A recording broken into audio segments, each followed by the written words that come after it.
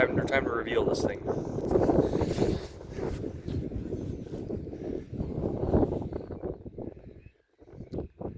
Here's the new drill, or new to us drill, I should say. 2011 Precision Disc 40 with a Precision Air 3430 cart. Technically,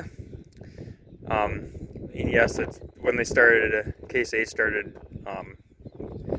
renaming the series and going to the new style.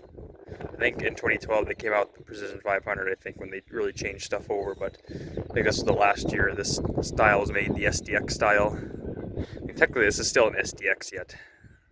That's the way it's designed. It's pretty much an SDX drill. Yeah, overall, it's in fairly good condition overall.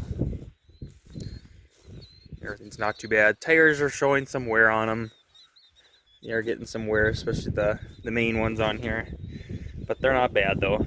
Not bad. They're not too weather checked. The thing sat inside previous owner's shop. Sat inside all the time, so you can really tell by the paint. Paint looks pretty good on it.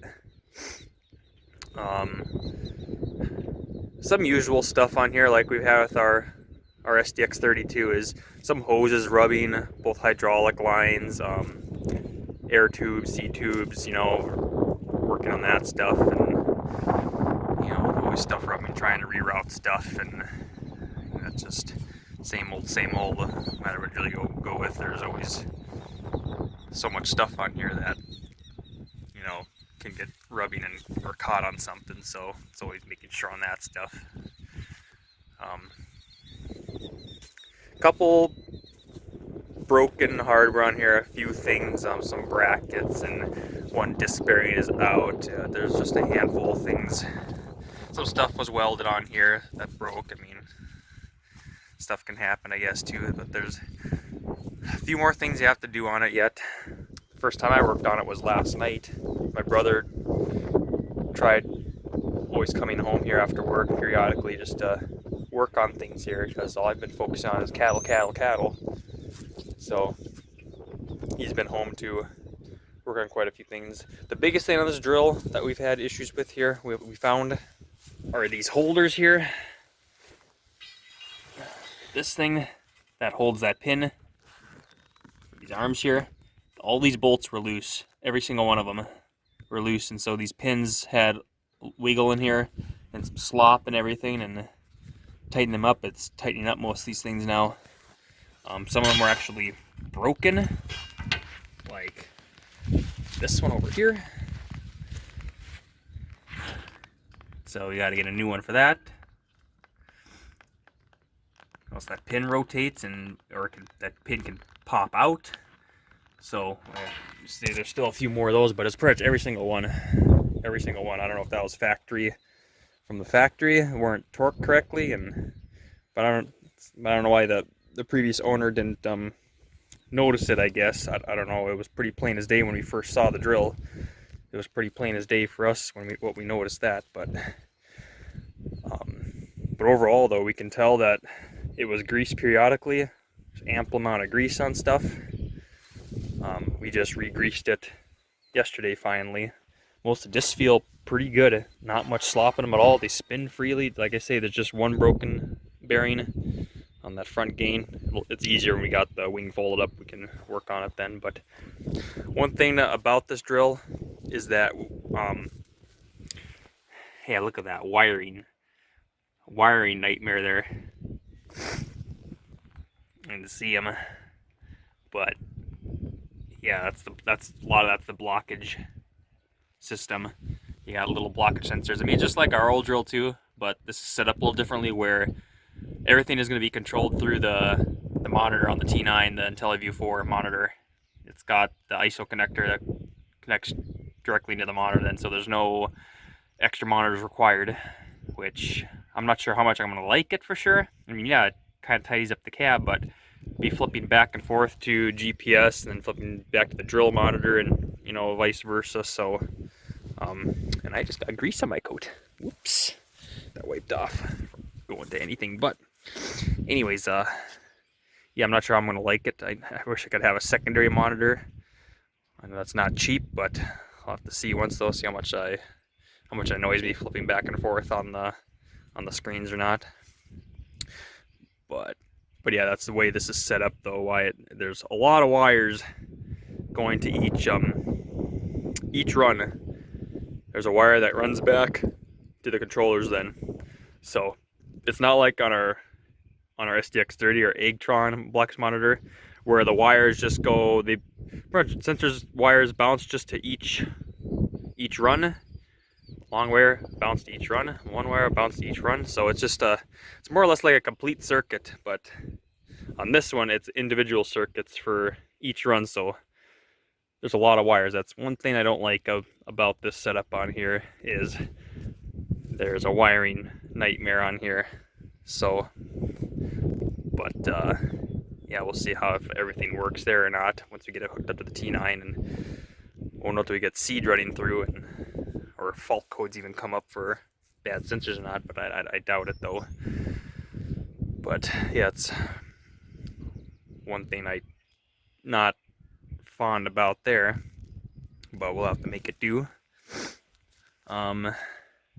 Yeah, I think that's about for this thing, I guess. Eventually we'll have to jack up the wheels, check the walkers and everything. We'll do that sometime, but I guess the main transport wheels made it home. Everything was cool, nothing was hot, so that was good. Now for this thing now, it's a nice cart. Only thing is, it's big. it's pretty big for what we need it for, but I guess we'll just take advantage of it. I mean, I would have been absolutely fine with a 2-compartment cart instead, but I guess the biggest thing on this cart is not much rust. Very little rust down here. I mean, you can see there's a little bit here. I mean, you know, but overall though, there is very little rust outside and inside on the manifold here, so that's a huge plus. That was always number one thing when we were looking at drills, is how much rust is there on the cart. That tells a lot how it was taken care of. So it looks pretty good for the age on it too. So it single pump here for the, or I should say single motor. But it's got dual fans though. Runs off of one motor. Pretty much just like our SDX30, or I should say our ADX cart, except it's got 2 fans driven with one motor.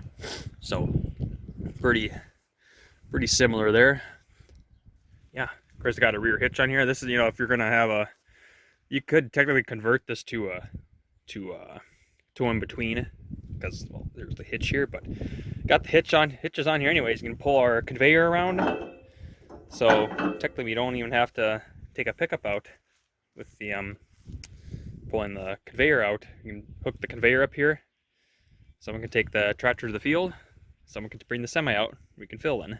So you got this auger here too. The last owner didn't even use the auger. He said they just used it sparingly. He even said of what we thought too. Those things, this should just be ripped off. Conveyor, load with the conveyor is the way to go with a semi. It's just so much easier. So, but not the Siemens here. Since this sticks out at least another, 5 feet on either side, at least another 5 feet on either side. See how close we have to be to the conveyor for trying to fill. We'll find out. Hopefully it should be fine. Should be able to get past, but it's very similar to our SDX30 setup, so just just bigger. Of course, this manifold is hydraulic lift on there because it's too heavy for by hand, so you have to run the tractor hydraulics to move the manifold down there. Kind of sucks. It's one extra thing, but it's nice on our old drill. You don't even have to have a tractor at all. You just do everything by hand. But you got something that big, it's heavy. Need assistance with it. So Yes, I still got some more work to do yet with it, but hopefully be ready to go here next time. There's a couple things in the drill yet, a couple things on the cart yet, and should be ready to go. Yeah, the only thing about this thing is just that it's just bigger, a bigger version of our old one. So, but we're probably going to be running 2 drills this year. We're going to be behind, so it's kind of like we have no need to having 2 drills, but we're keeping the STX 30 for now just to make sure, so we get all the bugs and kinks worked out of this drill, make sure it's going to work, so everything goes good. You get the manpower. Brother can be running one drill, I can be running the other drill. Go like mad. Probably not on the same field. Well, I guess we could go on the same field, really. You know, none of our GPSs are linked. Mappings, nothing's linked together. We don't care right now. We're not big enough for all that expensive stuff. But yeah, I mean, technically, somebody can start if it's a nice field. Someone can start the field, get the headlands done and everything, and then one person works on one side, other person works on the other side, then and meet in the middle. Then it's a lot to have around. Thing is, they're paid for. This is paid for. It's paid for. So